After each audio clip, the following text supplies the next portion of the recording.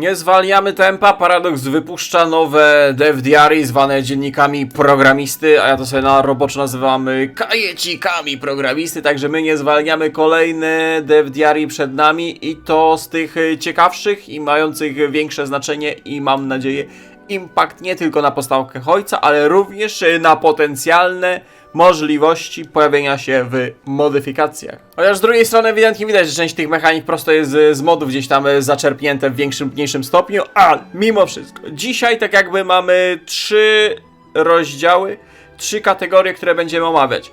Będziemy omawiać Mephobilsy z rozbudowaną niemiecką ekonomią, dokładnie rozbudowaną niemiecką ekonomią. Ekonomia Niemiec, przemysł Niemiec będzie miał własną unikalną mechanikę teraz. Będziemy omawiali politykę, rozdział o tej polityce wewnętrznej Rzeszy, to co widzieliście ostatnio, te Inner Circle, gdzie mieliśmy Adiego i tam można było sobie za pomocą portretów przypisywać doradców podobnych Adiemu. Oraz trzeci rozdział o Reichskomisariatach i polityce zagranicznej, wpływaniu na politykę zagraniczną. Także 3 takie segmenciki. Dość szybko powinniśmy się uporać przez to, bo większość rzeczy, część rzeczy to jest to, co było już w ostatnich omówieniach, także jak ktoś nie widział ostatnich omówień Dev Diary, to polecam bardzo serdecznie, bo to niemieckie to bazuje na Niemczech cały czas. Zaczynamy od Mephobilsów i od całego reworku i unikalnych mechanik dla przemysłu Reichu. Jak pamiętacie, Mephobilsy obecnie dają fajne buściki, a teraz Mephobilsy w nowej wersji, na nowych DLC-kach będą niefajne. Mephobilsy będą niefajne, bo mają odzwierciedlać to, że Niemcy dosłownie zażynały sobie gospodarkę cywilną, ogólnie przemysł i ekonomię, tylko po to, żeby sprostać i zwiększyć wydajność przemysłu zbrojeniowego. I tak było w rzeczywistości. Tutaj natomiast twórcy Hojczana i tego Dev Diary, proszę bardzo, jaka ładna militarka wyszła, prawda, że piękna militarka. Tutaj twórcy podeszli natomiast jeszcze bardziej restrykcyjnie, co jest troszeczkę minusem dla mnie, znaczy minusem plusem. Chodzi o to, że będziemy tracić consumer goodsy, bazowo mamy 10 i potem będziemy 3% tracić każdego miesiąca consumer goodsów, że coraz bardziej zadłużamy te Niemcy, coraz bardziej mamy nieefektywnie rozwinięty przemysł, bo naciskamy na przemysł zbrojeniowy. I to, co mi się nie podoba, że w sumie nie za bardzo widać, żeby ten przemysł zbrojeniowy jakkolwiek zyskiwał na tym, że cierpi cała gospodarka, cały sektor przemysłowy. Tutaj ma być nastawienie kosztem przemysłu cywilnego cierpi, no bo tak naprawdę co dostajemy? 10% do prędkości budowy fabryk cywilnych, no, znaczy do militarek i to jeszcze na początku gry, no całkowicie nie czuć tego boostu dla przemysłu wojskowego na początku rozgrywki, no ale spoko, powiedzmy, że jest i faktycznie to będzie miało wpływ i chcemy jak najszybciej Mephobilsów się pozbyć, jak najszybciej Mephobilsy zreformować i jak najszybciej zreformować całą gospodarkę Rzeszy. Przemysł Rzeszy ma być bestią, którą cały czas trzeba dokarmiać, bo inaczej będą wychodzić bardzo brzydkie rzeczy, 50% consumer goodsów, kolejne 10 consumer goodsów, factory output minus 10 i dockyard output minus 10 i już te consumer goodsy o 4,5% rosną co miesiąc przez Mephobilsy. Trzeba karmić przemysł niemiecki, bo wykipi. Pilnuj przemysłu niemieckiego, bo wykipi. Więc te Mephobilsy będą strasznie ciągnęły niemiecką ekonomię w dół, a ekonomia przemysłu, znaczy przemysł wojskowy też w sumie i na tym nie będzie nic kompletnie zyskiwał sensownego, bo cały czas, to co przed chwilą mówiłem, te boosty tak naprawdę nie są żadnymi boostami. A przemysł ci przez Mephobilsy będzie schodził. Ale Paradox nie zostawia swoich wiernych graczy bez możliwości poradzenia sobie z tym kryzysem. Tu odpaliłem jeszcze wcześniejsze Dev Diary, to historyczne, bo tutaj jest graficzka, która nas będzie interesować. To jest całe drzewko przemysłowe Niemiec. Ono się dzieli na 2 części. Jedna się wyklucza z drugą. Tu mamy tę historyczną ścieżkę pod plan 4-letni pana Geringa, tu mamy wolnorynkowe reformy. I jak idziemy historycznie, bo Mephobilsy będą tu i tu. Jeżeli idziemy historycznie, to mamy zakładkę, która pozwoli nam częściowo walczyć z zadłużeniem i rozwalającą się ekonomią przez te Mephobilsy.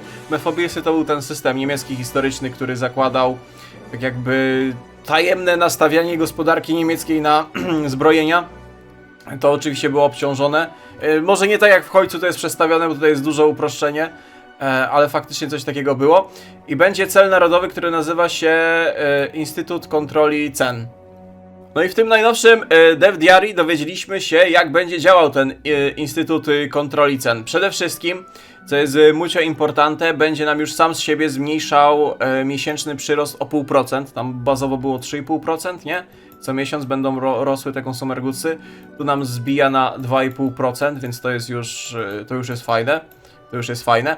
Ale ponadto da nam decyzję i te decyzje odnośnie kontrolowania cen żywności czy tam różnych rzeczy, nie tylko żywności, będzie również nam pomógł walczyć z tymi mefobillsami, oczywiście kosztem political powera. Niemcy teraz będą potrzebowały dużo political powera, bo dla tych wszystkich mechanik, które przygotowano dla nich w tym DLC-ku, to faktycznie ten political power na lewo, prawo będzie musiał być rzucany. Wcześniej czy później zabraknie ci sztuczek, aby utrzymywać gospodarkę na powierzchni. I co wtedy zrobisz? Zrobisz to, co robi każdy inny dyktator, gdy sprawy w domu idą nie po jego myśli. Pójdziemy na wojnę. Pójdziemy na wojnę i ta wojna zastąpi nam mechanikę mefobillsów mechaniką ekonomii podboju. Tak, czyli w skrócie po prostu będziemy mieli więcej możliwości, aby ratować niemiecką gospodarkę, bo mefobillsy już nie będą potrzebne, znaczy zostaną zastąpione, mefobillsy zostaną zastąpione jako ta mechanika, powiedzmy, tajnego przezbrajania niemieckiej gospodarki. Już nie będzie potrzeba być tajnego przezbrajania, bo będzie wojna, otwarty konflikt, więc nam się odpali ekonomia podboju. To jakieś mało znaczące zmiany. Natomiast dostaniemy dostęp do rezerw złota podbitych krajów za pomocą ekonomii podbojów i będziemy mogli dalej reformować niemiecką gospodarkę poprzez podbój. Tylko chciałem jeszcze jedną rzecz zaznaczyć, że tu mamy event odnośnie niemieckiego programu przezbrajania, no czyli tych, powiedzmy, mefobillsy, i tutaj decydujemy o tym, czy wprowadzamy tą ekonomię podbojów. I nie wiem, czy widzicie, ale tu mamy zdjęcie, jeżeli się nie mylę, a się raczej nie mylę, radzieckich kawuków w serwisie. I nie wiem, co ma zając do królika, ale mam nadzieję, że to jest work in progress i Paradox postara się i da tu jakąś sensowną grafikę, prawda? Prawda? I wracając do tematu, będziemy mogli wywozić rezerwę złota z podbitych krajów, a jak wiecie, Adi w latach 39., 40. nie próżnował i sporo tych krajów zajął, więc sporo tych rezerw złota będzie można przenieść do skarbca Reichu. Będzie dostęp przez tą ekonomię podbojów do decyzji, do kolejnych mechanik, która pozwoli nam za pomocą kolejnych PP od krajów zabierać złoto. Swoją drogą Polacy przed wojną wszystkie złoto wywieźli chyba, no przynajmniej większość, no ale spoko, będzie można zabierać na przykład polskie złoto. I to złoto, wywożenie złota będzie wpływało na to, że zbija nam się posłuszeństwo, spada, rośnie opór, no bo wykradamy lokalną gospodarkę, tak naprawdę, w skrócie. Ale dzięki temu zbijamy sobie cały czas rosnące consumer goodsy. To, że pozbyliśmy się mefobillsów i zamieniliśmy ją na ekonomię podbojów, to niestety niemiecka gospodarka dalej jest bestią i trzeba ją karmić. I dalej ją karmimy, tylko że tym razem mamy dostęp do tych kradzionych, pożyczonych rezerw złota od podbitych krajów. I co jest ciekawe, na przykład mamy Polskę i Polska będzie zbijać 12,5% consumer goodsów. Tylko że to nie są stałe wartości. Liczba consumer goodsów, jakie będziemy mogli sobie zbić, złota wywieźć z danego kraju, będzie zależeć od tego, ile dany kraj posiada fabryk w swoich korach. Jakoś tak to było opisane, także to jest na plus, że w zależności tego, jak rozwinięty kraj będzie proporcjonalnie wpływał na zbicie consumer goodsów, że Luksemburg na pewno da mniej złota niż Polska. Teraz tak trochę dziwnie to zabrzmiało, Luksemburg a Polska, ale faktycznie, no w końcu Luksemburg będzie miał tam, nie wiem, 2-3 fabryczki, Polska będzie miała więcej, więc Polska faktycznie większy impact przyłoży się na odbudowę ekonomii Rzeszy. Czyli o czym to świadczy? O czym to świadczy? Że Adi nie dość, że nie wiedział, że nie chciał, to że tak naprawdę chciał dobrze. On dobrze chciał dla niemieckiej gospodarki. Ale to nie wszystko odnośnie nowych, unikalnych mechanik dla przemysłu Reichu, dla Rzeszy na nowych DLC-kach, bo nie dość, że będą te dwa rodzaje ekonomii, bo my cały czas mówimy o tym historycznym podejściu do ekonomii, będzie jeszcze to wolnorynkowe. no to jak już trzymamy się tego historycznego podejścia, nie dość, że wprowadzamy autarkię, nie dość, że walczymy z mefobilsami, decyzje Instytuty Kontroli Cen, mamy mefobilsy i cały czas wprowadzamy autarkię, tutaj robimy drzewko, to finalnym celem wprowadzenia autarki jest wprowadzenie autarki. Haha, taki mało śmieszny żarcik. Nie, bo się kończy drzewko wprowadzenia autarki dosłownie. I to jest o tyle fajnie, że żeby ją wprowadzić, to faktycznie trzeba tak jakby zabezpieczyć surowcowo rzeszę. Trzeba surowcowo zabezpieczyć rzeszę i jest szereg wymagań do wszystkich praktycznie rodzajów surowców, do stali, amelinium, ropy, gumy, tungstenu, wolframu i chromosomów, które rzesza musi posiadać albo u swoich papetów musi wydobywać, aby wprowadzić autarkię. I dopiero wtedy, jak skończymy te całe drzewko, nie rozwalimy sobie gospodarkę, cały czas będziemy dokarmiać bestie, przelecimy przez te wszystkie cele i będziemy okupować tyle terytoriów Europy i będziemy tyle surowców mieć pod swoją kontrolą, że będziemy mogli w końcu wprowadzić działającą niemiecką gospodarkę. Działającą niemiecką gospodarkę i tutaj dopiero pozbywamy się raz na zawsze debuffów od mefobilsów, czyli cały czas tego karmiącą bestię już nie trzeba będzie karmić tej bestii, bo consumer goodsy nie będą schodzić i ekonomii conquestu nie będziemy posiadali. W sensie na początku mamy mefobilsy, które przemieniają się na ekonomię conquestu, ekonomię podboju i jak podbijemy wystarczająco dużo, no to ekonomia podboju zamienia się w niemiecki Wirtschaftswunder, czyli działającą po naszemu gospodarkę oraz poprawia nam się prawo handlowe. Niemcy będą mieli unikalne prawo handlowe autarkię i tutaj tym celem również je modyfikujemy i jeszcze więcej boostów wciągamy. Sama z siebie ta autarkia, ją chyba tu będziemy wprowadzać? Tu będziemy wprowadzać tą autarkię. Wiecie, jak tam jest wolny handel, ograniczony handel, zamknięta gospodarka, to Niemcy będą mieli unikalne prawo handlowe, autarkię, a tutaj będą ją jeszcze boostować. Także im szybciej zrobimy tym drzewko, tym lepiej. I tym sposobem zakończyliśmy pierwszy z 3 dzisiejszych tematów, ale na koniec jeszcze wrócimy do ekonomii Niemiec, bo ciekawy patent wymyśliłem odnośnie tego DLCK, co będzie można zrobić. Przechodzimy do drugiego rozdziału, tak zwanego wewnętrznego kręgu. Inner Circle to jest ta nowa mechanika portretowa niemiecka, tak zwana, z bardziej rozszerzonymi możliwościami wprowadzenia niemieckich historycznych doradców.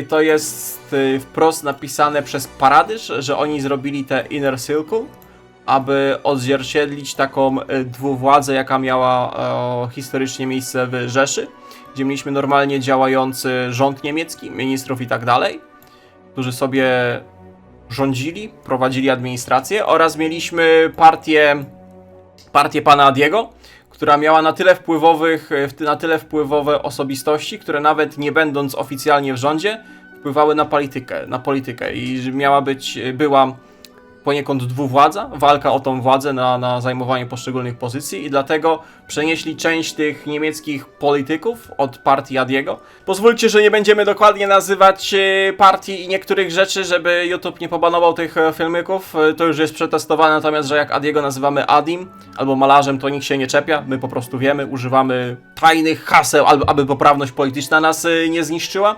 Także będziemy mieli Adiego i uwaga, Adiego będzie można zastąpić, ale do tego zaraz przejdziemy. Także ta mechanika ma odzwierciedlać poziom dwuwładzy w Rzeszy oraz częściowo odchudzić sporą listę doradców, nie? Bo zwykle ta liczba doradców w krajach jest duża, jeszcze w zależności od tego, jaką partię idziemy, a zwykle mamy 3 kafeleczki, gdzie możemy ich wrzucić, nie? A w ten sposób będzie ich dużo więcej. No będzie 3 dodatkowych. Będzie można wpuścić grubego. W końcu gruby od Luftwaffe'ów będzie mógł zostać wpuszczony bliżej Adiego. Każdy z tych celi, każdy z tych doradców, którego będziemy chcieli wybrać, rozpocznie się od przypisywania celów. On się robi 14 dni, ale to jest tylko 14 dni ten pierwszy cel. Tam te kolejne będą dużo dłuższe. Bo gdy już sobie wybierzemy, których doradców chcemy mieć i oni zajmą stanowiska tuż pod naczelnym wodzem, który oczywiście chciał dobrze i o niczym nie wiedział, to ci doradcy zaczną działać. Oni zaczną działać, uwaga, na własną rękę. te cele narodowe, które oni tutaj mają, na przykład od grubego ścieżka, która leci, gruby będzie w swoim tempie powolutku sam, uwaga, sam, przez no, długi czas, 140 dni, czyli 2 razy dłużej niż ten podstawowy 70-dniowy cel narodowy, będzie sam robił ten cel narodowy, czyli my jako gracze będziemy coś tam sobie klikać w drzewku, robić własne rzeczy, natomiast gruby po przepisaniu będzie na własną rękę samemu robił cele narodowe, swoje cele narodowe, które będą nas boostować. No na przykład gruby jest z tego, mamy 3 doradców, grubego, szpera i toda od przemysłu, będzie można wybrać którego, oni się wykluczają. I on będzie sobie tutaj boostował, solidne buściki daje, tylko uwaga, minus jest taki, że każdy z nich będzie coraz więcej żar political powera. Na wstępie mówiłem, że Rzesza teraz będzie potrzebowała dużej ilości, naprawdę dużej ilości political powera. I gruby będzie konsumował duże ilości political powera. Gospodarka niemiecka jako bestia, którą trzeba będzie karmić tam decyzjami, poniekąd też będzie ciągnąć duże ilości political powera, także widzicie, political power jest musie importante. Czyli dostajemy buściki, tu widzę, do przemysłu, tracimy political power, ale z czasem oni sobie pracują cicho, niby że boostują Rzeszę, ale tak naprawdę oni zdobywają też coraz większe wpływy. Bo gdy będziemy mieli na przykład 3 wyznaczonych tych bliskich współpracowników Adiego i oni pokończą swoje drzewka, jak widzicie, Gruby skończył swoje drzewko, pan Gubuls skończył swoje drzewko i Himluś skończył swoje drzewko. Nie, Bormann, sorry, mea culpa, Bormann skończył swoje drzewko. Jak 3 wybranych skończy drzewka, to będzie wtedy decyzja i tu już my będziemy chyba podejmować decyzję. Po prostu będziemy klikać, tu nie będzie większej filozofii. Czy ci doradcy, po tym nawet jak uzyskali bardzo dużą władzę w Reichu, pozostają lojalni kanclerzowi? Czy będzie opcja, że jeden z nich, z tych 3, nad którymi pracowaliśmy, przejmą władzę i za pomocą machinacji i polityki wewnętrznej w pokojowy sposób, bez wojny domowej, po prostu zastąpią Adiego na stanowisku kanclerza? Będzie opcja, że można grać historycznie, ale bez Adiego. Tu na przykład jest taki pan Bormann, jako przywódca Reichu, ma tytuł Führera i daje całkiem solidne buściory takie. Political Power 0,25, 15% Political Powera, rekrutowalna populacja, Research Speed, tańsze wprowadzanie dosłownie wszystkich praw teoretyków, dosłownie wszystko macie tańsze. Nie wiemy, co będą dawali, jakie boosty będą dawali inni doradcy, co te poszczególne cele będą robić, czy wszystkie kolejne też się będą robić 140 dni, bo tylko na tym jednym widzieliśmy, że się robi 140 dni. Ale pytanie teraz, czy będzie warto trzymać Adiego? Czy oni po prostu nie będą lepsi pod każdym względem? Znaczy przynajmniej niektórzy nie będą takimi topowymi przywódcami kraju dającymi takie boosty. No, że będziesz ich praktycznie zawsze chciał wsadzić, no chyba, że będziesz chciał grać już bardzo, bardzo historycznie. To trzeba będzie zobaczyć dopiero jak wyjdzie gra, bo aż tyle tutaj nam w DevDR nie pokazali. Pokazali nam natomiast 3 doradców, właśnie, widać 3 doradców. Grubego, już 0,30 political powera kradnie, to jest jego chyba finalny poziom, ale daje wydajność wydobycia surowców 5%, utrzymania produkcji, production efficiency cap 5%, wzrost i efficiency base 5%. Ale na przykład pan Goebbels, mimo że kradnie kolejne 0,30, to tak naprawdę jakichś sensowniejszych boostów nie daje, więc no nie wiem, tu mamy stabilkę, żeby utrzymywać stabilkę, ma masę boostów do stabilki, no ale czy ona jest aż taka ważna, czy tak trudno będzie ją utrzymywać? No z jednej strony tak, z innej strony nie, ale czy nie będą jakieś lepsze rzeczy, które możemy wrzucić? No niby coś ma tutaj do podszpiegów, natomiast pan Himluś, no poza tym, że daje wam 2% nieskorowanego manpowera, mniejsze wydatki na utrzymywanie garnizonów w zajmowanych state'ach, zwłaszcza, że Niemcy teraz będą miały rozbudowaną mechanikę hajś komisariatów, no to niektórych doradców chyba nie będzie nawet warto wprowadzać. No mówię, tak spekuluję, bo żeby się dowiedzieć, to trzeba by wszystkich przejrzeć, ale no nie wszyscy będą aż tak przydatni, jak niektórzy będą po prostu must have w każdej rozgrywce. Jeszcze odnośnie political powera, ci tutaj wszyscy Szpe, Todt, Gruby, Himluś i Goebbelsów będzie kradł political powera, natomiast przy wyborze kanclerza partii mamy oczywiście historycznie Hessa albo Bormana, i oni będą właśnie się skupiać na tym, że będziemy dostawać PP. Oni będą dawać PP, więc pewnie ich też trzeba będzie jak najszybciej zatrudnić, żeby oni tu już zaczęli swoje cele robić i dawać dużo większe ilości PP, political powera do naszego Reichu. I jak na streamie gadaliśmy sobie, omawialiśmy na streamie to drzewko tak dokładniej, to tak troszeczkę popuściłem wodze fantazji, że fajnie by było, jakby ci naczelni dygnitarze partii niemieckiej w swoim czasie mieli coś takiego, taką mechanikę, że sami robią cele narodowe, tylko że te ich drzewka i możliwości były dużo większe, że oni wszyscy pracują, robią cele narodowe, które w jakiś tam mniejszym, większym stopniu boostują rzesze. Niektóre się wykluczają, czasami ty jako gracz musisz decydować, którą tam opcję poprzesz, na przykład jak tutaj mamy wykluczające się opcje na przykład odnośnie gospodarki. I oni wszyscy działają, próbują zajść jak najwyżej w partii, częściowo działają na dobro kraju, a częściowo też, żeby sami się zboostować, nie?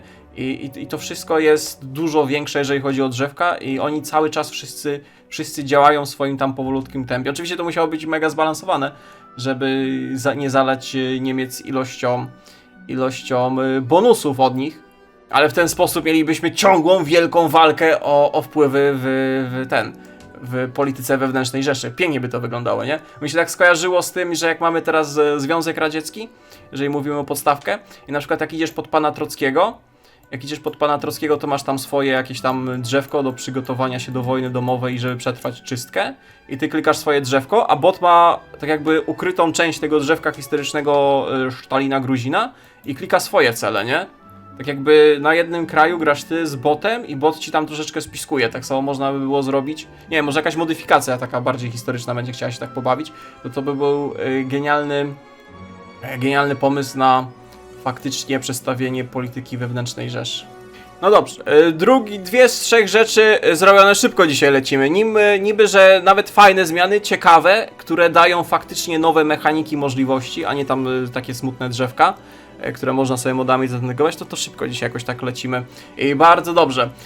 Ostatnia, trzecia rzecz odnośnie polityki zagranicznej i komisariatów. Niemcy teraz będą miały możliwość dosłownie obalenie doktryny Monroe'a i dyplomatyczno-szpiegowego oddziaływania na kraje Ameryki. Na kraje Ameryki za pomocą szpiegów, PP, wpływania na partie, boostowania odpowiednich ugrupowań, albo w ostateczności bezpośredniej inwazji na USA. Dostaniemy boosty.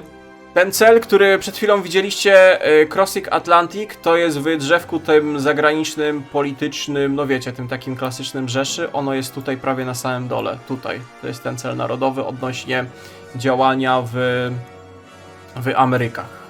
Albo do przygotowania się do inwazji na Amerykę Północną, gdzie dostajemy srogie boosty. Nie dość, że nasze Marinesy dostajemy dużo boostów do badania Marinesów czy Marinesowej technologii, dostajemy lepsze desanty, minus 15 do kary desantowej, to jest dużo wbrew pozorom.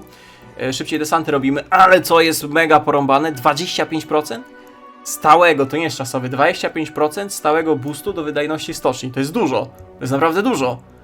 Patrząc, że Rzeszą byś chciał desantować się do USA, to potrzebujesz floty stacjonarnej, jakichś pancerniczków, lotniskowców, to 25% do wydajności stoczni. Jeszcze normalnie sobie gdzieś tam boostujesz celami drzewkiem. Ciekawe, jakie wartości można, jak szybko takiego niemieckiego superbydlaczka można zrobić. I minus jest tylko taki, że minus plus, że tutaj zamieniasz sobie militarki na stocznie, dosłownie 6 militarek zamieniasz na stocznie, ale Niemcy teraz będą miały tyle boostów do prędkości i stawiania nowych militarek. Ciekaw jestem, ile będzie można wyciągnąć prędkości budowy militarek Niemcami, że 6 stoczni kosztem 6 cywilek chyba, 6 militarek chyba się opyla. I to było to wojskowe podejście do zdobycia destabilizacji Ameryk, natomiast będzie to polityczno-dyplomatyczne szpiegowsko nastawienie. Mianowicie będzie decyzja, gdzie będziemy mogli zdestabilizować doktrynę Monroe'a i wpływać na kraje Ameryki Łacińskiej, południowej, tej środkowej i za pomocą decyzji próbować przekonać ich, naciskać, aby odeszli od amerykańskich wpływów i porzucili doktrynę Monroe'a. Mamy 17 państw, tak, które są pod wpływem doktryny Monroe'a, czyli są de facto gwarantowane przez USA. Jeden kraj popiera, a 2 kraje są w opozycji. I żeby obalić doktrynę Monroe'a, z tego co było napisane, potrzeba nam 5 krajów, które przeciwstawiają się doktrynie. I wtedy gwarancje USA już nie obowiązują. Wpływać będziemy na to za pomocą tych decyzji, jako politykę zagraniczną, dyplomatyczną. To oczywiście będzie chyba kosztować political power, ale żeby również nakłonić kraje, aby opuściły USA w strefę wpływów amerykańskich, będzie to zależeć od tego, ile oni mają pokrewnej partii do naszej niemieckiej. Załóżmy, że Niemcy, nazwijmy to, mają, jak są 4 partie w Hojcu, po stawce, to Niemcy mają tą taką pomarańczową, wiecie o jaką. I jak sprawdzaliśmy sobie, to na podstawce Hojca aż 4 kraje, które są pod wpływem doktryny Monroe'a z Ameryki tam południowej i środkowej, też mają pomarańczowo kolor partii na starcie u władzy.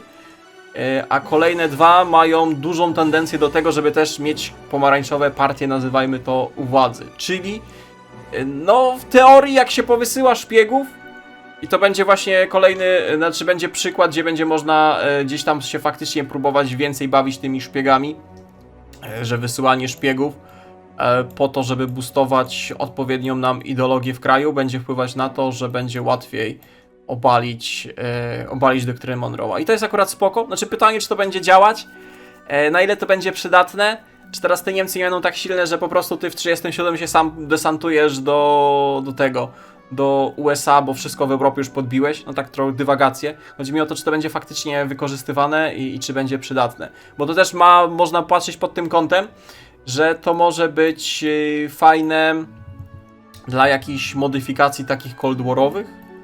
Modyfikacje Cold Warowe, gdzie po prostu mamy walkę o wpływy przez USA i Związek Radziecki. Chociaż nie zdziwiłbym się, gdyby ta mechanika też jest z jakichś modów wyciągnięta. No ale będzie powszechniejsza, łatwiej dostępna, więc może więcej modów dzięki temu powstanie. Nie doszukałem się, jak mogą Amerykanie temu przeciwdziałać, tej destabilizacji Ameryk przez Niemcy, poza tym jednym graficzką, że mogą po prostu wypowiedzieć wojnę Niemcom. Ale fajnie jakby Amerykanie też mieli jakieś decyzje, czy tylko, nie wiem, wysyłanie agentów i boostowanie demokracji, żeby przeciwdziałać szalonemu malarzowi. Jak jesteśmy już przy dyplomacji szeroko pojętej, to będą nowe Reichskomisariaty. I to znaczy nowe, bardziej rozbudowane Reichskomisariaty. I to zdecydowanie bardziej rozbudowane Reichskomisariaty. Drzewko niemieckie, tu mamy remilitaryzację na Dreni i tu bardzo szybko będzie można rozbudowywać, rozwijać nasze Reichskomisariaty, czyli zajęte terytoria zamieniać w takie papety niemieckie. Tu widzę, że będzie można jeszcze jednym celem rozwinąć sobie rekrutację SS. Po zrobieniu tego celu narodowego odblokuje nam zakładkę w decyzjach odnośnie Reichskomisariatów i tu będziemy mieli takiego fajnego, fikuśnego orzełka z historycznym, nie wiem, szefem, przywódcą, politykiem odpowiedzialnym za Reichskomisariaty, Alfredem Rosenbergiem. Był tak odpowiedzialny za komisariaty, że jak sobie googlowaliśmy, sprawdzaliśmy na streamie jego życiorys, to jego życiorys zakończył się w Norymberdze. Można się domyślić, o co chodzi. No, ale w Rzeszy będziemy mogli zadbać o to, a właściwie on będzie mógł o to zadbać, że wszystkie te Reichskomisariaty tutaj, a będzie ich całkiem sporo, będą dawały fajne boosty dla naszej gospodarki niemieckiej, bo to jest manpower, to jest jeszcze więcej szybciej działających fabryk militarnych i wydajność tych fabryk militarnych oraz będą jeszcze więcej będą jeszcze więcej dawały manpowera. Co więcej, będziemy mieli opcję, że przy tworzeniu tych historycznych Reichskomisariatów będziemy mieli do wyboru, że albo ładujemy tam przywódcę jakiegoś niemieckiego polityka, oficera, żeby się tym zajmował, albo szukamy lokalnego polityka, który by się zgodził na kolaborację i bycie twarzą naszego Reichskomisariatu. To będzie miało znaczenie, że temu będzie łatwiej utrzymywać tam porządek, bo te Reichskomisariaty nie będą miały korów, tu trzeba zaznaczyć. Te Reichskomisariaty nie będą miały na swoim terenie korów, one cały czas będą musiały walczyć z garnizonami. No i to faktycznie będzie miało wpływ, że te Reichskomisariaty trzeba będzie pilnować, żeby im się jakaś partyzantka, na przykład Polska w generalnym gubernatorstwie, nie odpaliła. i ci kolaboranci będą łatwiej mieli z utrzymaniem porządku, natomiast niemiecki oficja będzie więcej wyzyskiwał tego Reichskomisariatu. I tych Reichskomisariatów będzie do utworzenia więcej niż normalnie, w sensie, że w Europie, bo w sumie cały świat będzie można zreichskomisariatować odpowiednimi już tymi mniej historycznymi celami narodowymi. I tak wygląda wielki Reichskomisariatowy świat. Tutaj są przedstawione wszystkie Reichskomisariaty, jakie będzie można stworzyć Niemcami. I co widać na tej grafice, jakie wnioski można wyciągnąć? Całkiem sporo wniosków można wyciągnąć. Mianowicie, że w Hancji nie będzie można zmienić w Reichskomisariaty, bo południowa Francja to oczywiście będzie wyższy. Południowa Francja wyższy. A ta północna z wybrzeżem, no to będzie bezpośrednia okupacja. No historycznie, że Niemcy mieli bronić przed ewentualną inwazją aliantów. No i w sumie próbowali bronić. Włoch Bebiciego nie będzie można zmienić na Reichskomisariaty. Szwecja, Finlandia nie będzie mogła być Reichskomisariatem. Grenlandia, Islandia, Nowa Funlandia nie będzie Reichskomisariatem. Stalingrad? Stalingrad? Nie wiem czemu. Czy tu Stejcik się zapomniał dodać, czy coś, bo tu robią jakieś, nie wiem, Turkmenistany, Uzbekistany, czy coś tam. Jakieś południowe Urale chyba. Pod Reichskomisariat Stalingrad sobie jest osobny, tak samo Konstantynopol, Cieśnina z Cyprem, Rodos, Kretą. No i Madagaskar. Madagaskar też nie będzie Reichskomisariatem. Może to ma być odzwierciedlenie tego, że Madagaskar nie jest Reichskomisariatem, tylko bezpośrednią strefą, że Adi nie wiedział i że Adi nie chciał, że Madagaskar miał być miejscem, taką nową ziemią obiecaną dla pewnej narodowości. Nie wiem, tak tylko dywaguję.